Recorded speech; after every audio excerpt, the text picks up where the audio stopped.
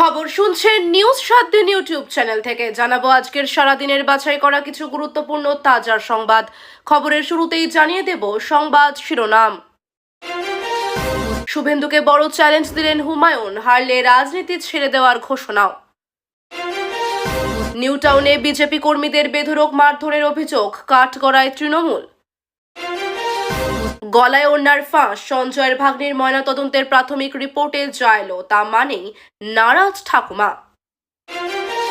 দীপাবলিতে ভারতকে সুখবর ট্রাম্পের, আমেরিকায় কর্মরত ভারতীয়দের $1 লক্ষ ভিসা ফি দিতে হবে না। যদি বিজেপির ফরম্যাটে হয় তাহলে এসআইআর ইস্যুতে শুভেন্দুর মন্তব্যের পাল্টা সুর চড়ালেন ফিরহাদ। আর মাত্র 3টে দিন, ফের হাওয়া বদল বাংলায়।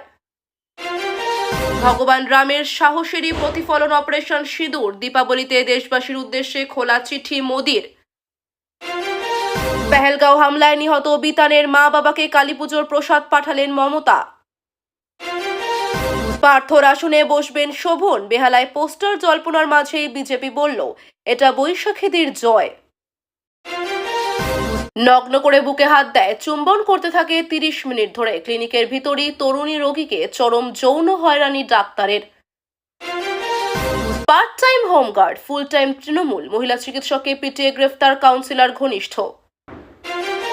উলুবেড়িয়ার হাসপাতালে মহিলা ডাক্তারকে মারধর ও ধর্ষণের হুমকি, গ্রেপ্তার হোমগার্ড সহ 2। কলতলা থেকে তুলে ঘরে ঢুকিয়ে গৃহবধূকে গণধর্ষণের অভিযোগ, শোরগোল ময়নাগুড়িতে।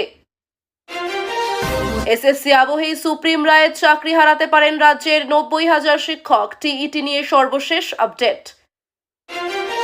ভারতের কাছে হেরে গিয়ে খুব কষ্ট পেয়েছে চীন, তারপরই বিস্ফোরক ড্রাগনের দেশের বিশেষজ্ঞ। পুত্রবধূর সঙ্গে বিবাহ বহির্ভূত সম্পর্ক, ছেলের মৃত্যু ঘিরে রহস্য ঘনাতেই মুখ খুললেন প্রাক্তন ডিজিপি।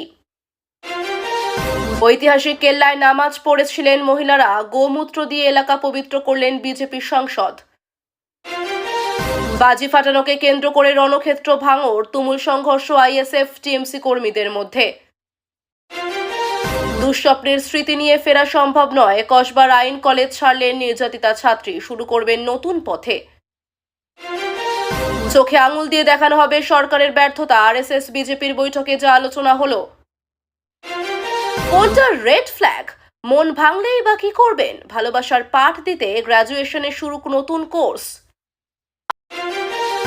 আরতি যোগ্য অঞ্চলেতে জমজমাট মুখ্যমন্ত্রীর বাড়ির কালীপুজো, সপরিবারে বাড়ির পুজোয় অভিষেক করলেন যোগ্য। দেশ জুড়ে জাল ডাকটিকিট চক্র, 8 কোটি টাকার কেলেঙ্কারি ফাঁস, দিল্লি বিহার থেকে চক্র নিয়ন্ত্রণ, মুম্বাইয়ে গ্রেফতার 3। আত্মীয়র বাড়ির রাস্তা চিনিয়ে দেওয়ার কথা বলিয়ে 2 নাবালককে বাইকে তুলল যুবক, তারপর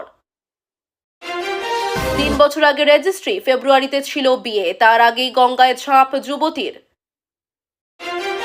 মাঝরাতে হঠাৎ রাস্তায় নেমে মার, খোদ পুলিশ সুপারের বিরুদ্ধেই উঠল অভিযোগ। শাবল দিয়ে থেতলে মেরেছেন এই মহিলা, শান্ত মুখোশের পিছনে এক হাড়হিম মুখ। তেজস উৎপাদনে আসছে গতি, সঙ্গে উন্নত মানের রেডার, আতঙ্কে পাকিস্তান। 60 বছরেও ভোটার কার্ড নেই, খাস কলকাতায় আজব অভিজ্ঞতা মুখে ভোট কর্মীরা। আচমকা পৃথিবীতে আছড়ে পড়ল চীনা রকেট, বসতি এলাকায় তীব্র বিস্ফোরণ, রঙিন ধোঁয়ায় ঢাকলো চারিদিক, ভিডিও ভাইরাল। হাসপাতালে ভর্তি 4, চন্দ্রকোনায় গোষ্ঠী সংঘর্ষে অস্বস্তি বাড়ছে তৃণমূলে। এতক্ষণ শুনছিলেন সংবাদ শিরোনাম, এখন আসছে বিস্তারিত খবরে। তার আগে ছোট্ট একটা অনুরোধ, চ্যানেলে নতুন হয়ে থাকলে চ্যানেলটি সাবস্ক্রাইব করবেন। শুভেন্দু অধিকারীকে বড় চ্যালেঞ্জ ছুড়ে দিলেন হুমায়ুন কবির। তিনি ঘোষণা করেছেন যদি নন্দীগ্রামের শুভেন্দুকে হারাতে না পারেন তবে রাজনীতি ছেড়ে দেবেন। এই বক্তব্যে রাজ্য রাজনীতিতে উত্তেজনা ছড়িয়েছে। হুমায়ুনের এই মন্তব্য তৃণমূল শিবিরে আত্মবিশ্বাস যোগাচ্ছে, অন্যদিকে বিজেপি শিবিরে চাপ তৈরি হয়েছে। রাজনৈতিক মহল বলছে 2026-এর নির্বাচনের আগেই এই ধরনের ঘোষণা শুভেন্দুর জন্য বড় পরীক্ষা হতে চলেছে। নিউ টাউনে বিজেপি কর্মীদের উপর হামলার অভিযোগে উত্তাল এলাকা। বিজেপির দাবি, তৃণমূল আশ্রিত দুষ্কৃতীরা তাদের কর্মীদের বেধড়ক মারধর করেছে। আহতদের হাসপাতালে ভর্তি করা হয়েছে এবং পুলিশের কাছে অভিযোগ দায়ের হয়েছে। তৃণমূল অবশ্য অভিযোগ অস্বীকার করে পাল্টা বলেছে, বিজেপি নিজেরা গোষ্ঠীদ্বন্দ্বে জড়িয়ে পড়েছে। ঘটনাটি নিয়ে রাজনৈতিক চাপানুতর বাড়ছে। এলাকায় নিরাপত্তা জোরদার করেছে পুলিশ। সঞ্জয়ের ভাগ্নির রহস্যময় মৃত্যুর ঘটনায় চাঞ্চল্য। তরুণীকে গলায় ওড়না পেঁচানো অবস্থায় উদ্ধার করা হয়। প্রাথমিক ময়নাতদন্ত রিপোর্টে শ্বাসরোধে মৃত্যুর ইঙ্গিত মিলেছে। তবে মৃতার ঠাকুমা রিপোর্ট মানতে নারাজ। তিনি দাবি করেছেন এটি আত্মহত্যা নয়, পরিকল্পিত খুন। পরিবারের দাবি ঘিরে পুলিশ তদন্তে নেমেছে এবং একাধিক সন্দেহভাজনকে জিজ্ঞাসাবাদ শুরু হয়েছে। দীপাবলিতে ভারতীয়দের জন্য সুখবর দিলেন মার্কিন প্রাক্তন প্রেসিডেন্ট ডোনাল্ড ট্রাম্প। তিনি ঘোষণা করেছেন আমেরিকায় কর্মরত ভারতীয়দের আর $1,00,000 ভিসা ফি দিতে হবে না। এই সিদ্ধান্তে ভারতীয় পেশাজীবীদের মধ্যে স্বস্তি ফিরে এসেছে। বিশেষজ্ঞরা বলছেন এই পদক্ষেপ ভারত মার্কিন সম্পর্ক আরও মজবুত করবে। ট্রাম্পের মন্তব্যকে রাজনৈতিকভাবেও তাৎপর্যপূর্ণ বলে মনে করছেন অনেকে। এসআইআর বিতর্কে মুখ খুললেন ফিরহাদ হাকিম। শুভেন্দু অধিকারীর মন্তব্যের পাল্টা দিয়ে তিনি বলেন, যদি বিজেপির ফরম্যাটে নির্বাচন হয় তাহলে গণতন্ত্রের মৃত্যু ঘটবে। তিনি তৃণমূল সরকারের অবস্থান স্পষ্ট করে জানান যে নির্বাচন কমিশনের নিরপেক্ষতা রক্ষা করাই এখন প্রধান চ্যালেঞ্জ।